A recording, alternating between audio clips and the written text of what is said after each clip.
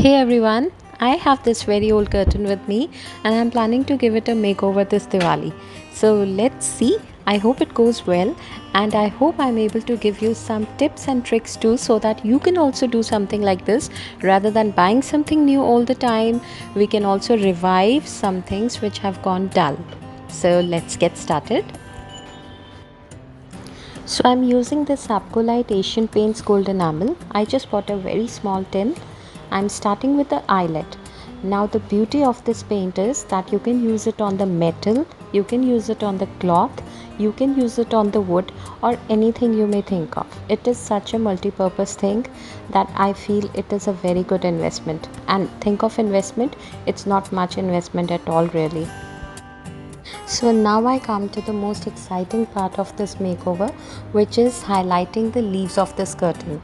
Now if you notice the technique carefully, I am only doing the smoky eyes effect. Yes, it does sound funny, but this is smoky eyes. I am doing the eyeliner and then I am doing the smudging. Just look at it carefully. This is exactly what's going on, and trust me, we're not going to go wrong with it at all. You really don't have to be a painter in order to paint something. You just have to use some technique which suits you.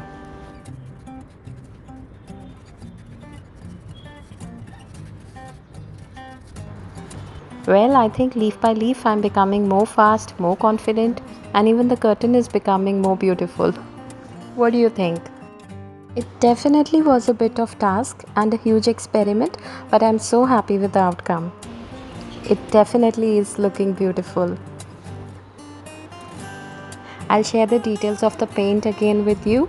It is a wonderful paint. So for now, tada and goodbye.